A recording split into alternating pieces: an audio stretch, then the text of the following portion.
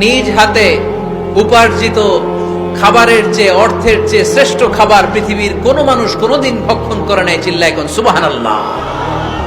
শ্রেষ্ঠতম খাবার, নিজ হাতে উপার্জিত খাবার, ঘাম জড়িয়ে যে অর্থ উপার্জন করা হয়, যে ইনকাম করা হয়, এটা হালাল। আর হালাল খেয়ে দোয়া করলে কবুল করে কে? এজন্য খেটে খাওয়া মানুষ, শ্রমজীবী মানুষ আর মেহনতি মানুষদেরকে বিশ্বনবী খুব ভালোবাসতেন। তারা বিশ্বনবীর বন্ধু, আর বিশ্বনবী ছিল তাদের বন্ধু। সুবহানাল্লাহ পড়েন।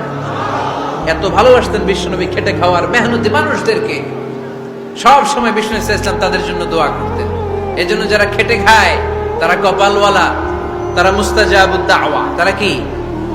মুস্তাজাবুদ দাওয়া মানে এমন ব্যক্তি যে ব্যক্তি দোয়া করতে দেরি হয় কিন্তু দোয়া কবুল হতে দেরি হয় না। আপনারা এখানে ব্যবসা করেন কে কে?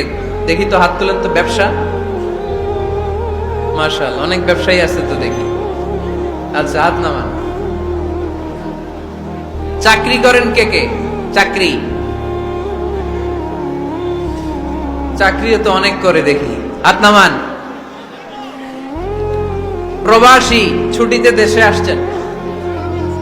হুজুর আমি আছি, কই? আপনি দেখতে আসছেন?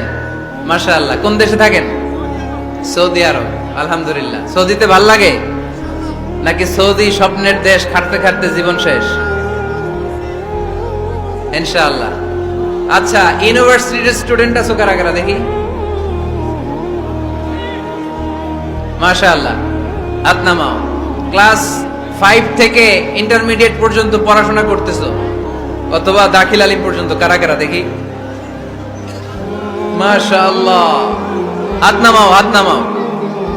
একবারও যারা হাত তোলেন না এবার তারা হাত তোলেন। আন্নেরা কি করেন? হ্যাঁ,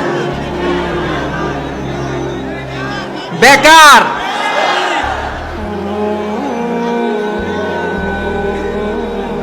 বাংলাদেশে